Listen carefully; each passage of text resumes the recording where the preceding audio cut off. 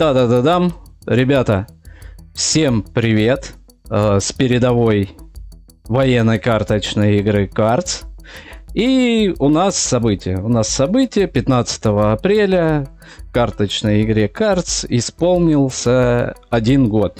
Вот, естественно, мимо данного события я никак не мог пройти, оставить его незамеченным и решил записать ролик. В первую очередь поздравляю, конечно же, всех игроков и разработчиков с первым годиком. Вот, как-то так. Go смотреть, что приготовили нам разработчики. Что мы видим? Мы, собственно, видим, у нас вот здесь написано двойной опыт. Он длился, насколько я знаю, 3 суток. Вот до конца остается 14 часов 5 минут. Что еще? Еще, значит, нам завезли вот с этим юбилейным дополнением 3 офицерских набора. 3 офицерских набора. Завезли 2 билета в драфт и рубашку на карты, юбилейную рубашку. Собственно, вот мы ее можем посмотреть. Я ее поставил, смотрится довольно прикольно. Мне она понравилась, скажу честно.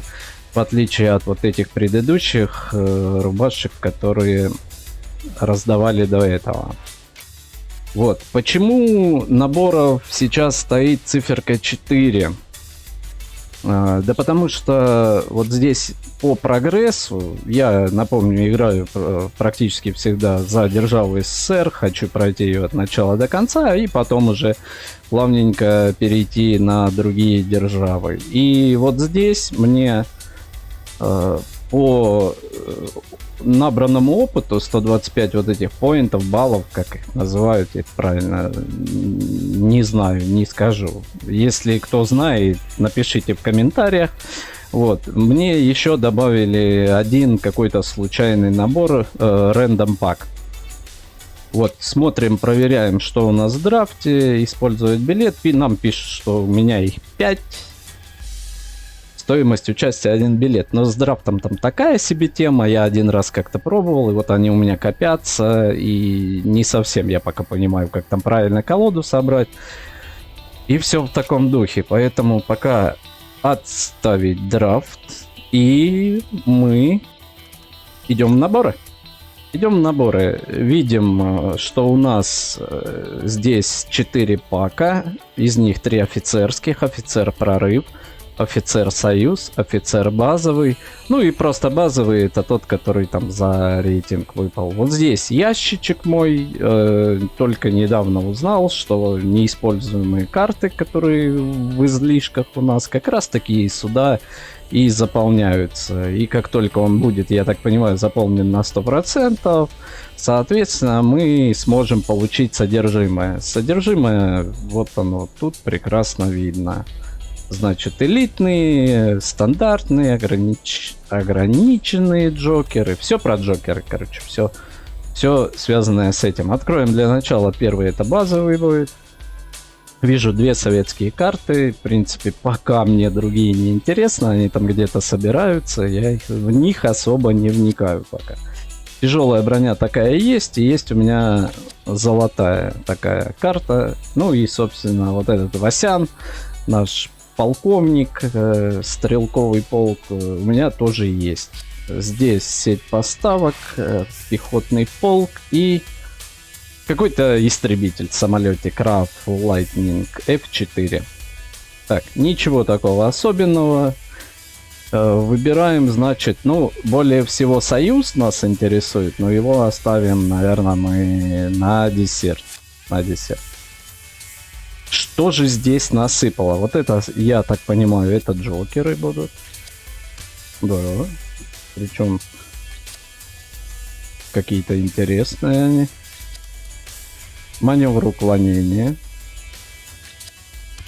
Охрана, уничтожение Т-60. И такая карта у меня тоже, между прочим, есть. Но я почему-то ей не пользуюсь. Не знаю пока почему. Нужно будет тоже, наверное, пересматривать колоду. И когда буду пересматривать, есть смысл обратить внимание, так как он охранник и уничтожение еще нам добавляет в руку Т-34. Вот, ограниченная карта Mare Nostrum и элитная немецкая. Вот это нам точно пригодится, потому что, напомню, я играю в союзе как раз таки с Германией. Что за карта? Это у нас истребитель, стоит 7 кредитов, использование 2, МЕ-410, Хорнас. В начале хода возьмите карту, наносит вражескому штабу урон, равный ее стоимости. Ну, может очень даже и здорово и классно. Обязательно добавлю ее в колоду, попробую использовать в боевых действиях, протестить. И вот эти вот пехотные эти полки, это зло злейшее, они вот постоянно при размещении берется еще один такой же вот пехотный полк 32 и конца играю этому бывает нет. У меня были партии, где их просто невозможно было все истребить. Вот.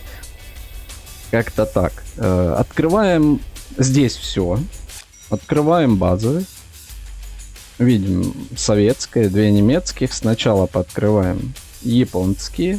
Смертельный долг уничтожает вражественный отряд. Возьмите 2 карты. Ну, для японцев это отличная карта. Вообще, японские колоды очень интересные. Очень много противников встречается, как раз таки играя за державу Япония. И с ними... У них, в принципе, в основном одна и та же тактика. Создавать этих мелких нулевых пехотных, которые там то 2 в штаб долбят, то... просто по случайному врагу. И вот этим они, собственно, и берут прям с начала игры, и к этому надо быть готовым. Либо я встречал пару раз тоже тактика, интересно, у них чисто была авиация, и была очень сильная колода, вот, вся завязанная конкретно только на авиацию. Вообще, очень такая подленькая, в общем-то, история с ними. Что дальше? Поставка припасов, корсет, гаубица. Гаубица против меня, когда используют, ненавижу эту карту. 3 издалека так и норовит. Значит, что по немцам? Внезапный удар. У меня есть такая карта, долгое время я ей пользовался, потом я от нее почему-то отказался. Ну, скорее всего, потому что заменил ее, там была немецкая карта, 4 на линии поддержки единовременно наносит, либо 2 единицы на линии фронта. И мне она показалась более привлекательной для всего этого безобразия, скажем так. МЕ у меня такой есть. Не пользуюсь я им.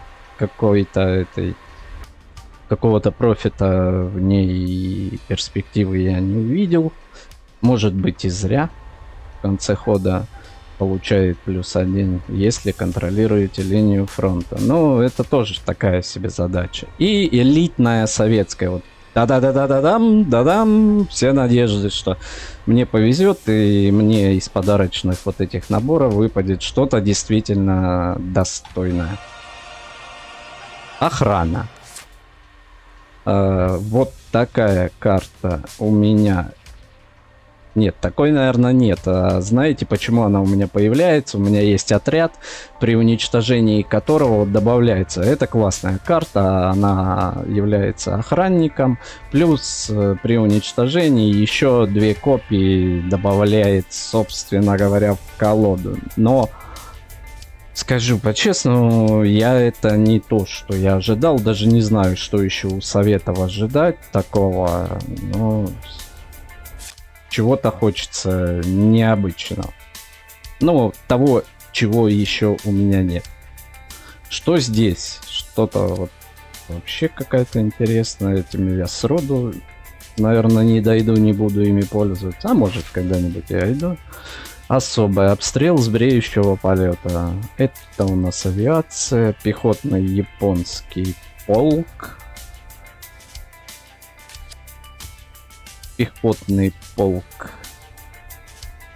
Еще один, другой державы. Вот это мощная карта. Ее когда разыгрывают, там уже ближе к концу игры, Она столько на себя накидывать может, когда там потрачено 12 кредитов, и вот здесь он получает иксы плюс x, это количество потраченных кредитов. И вот 2 у нее размещения, и там если 10 до этого потрачено, то соответственно 12 сделает.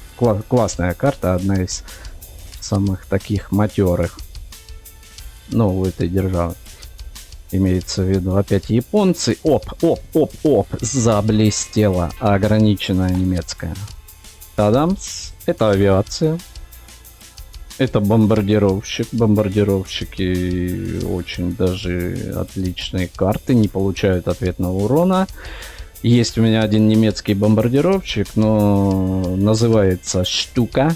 Вот, у него там интересное свойство, способность, он когда в штаб долбит, то карта из руки улетает обратно в колоду у соперника.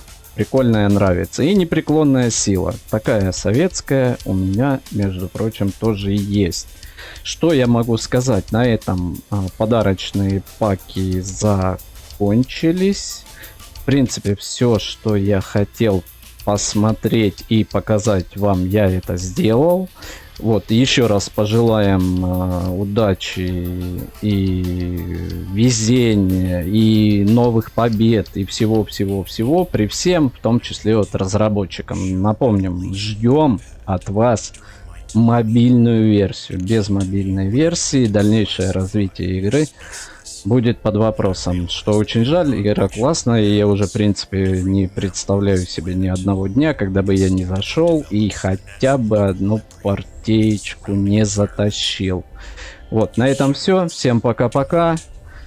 Увидимся в эфире.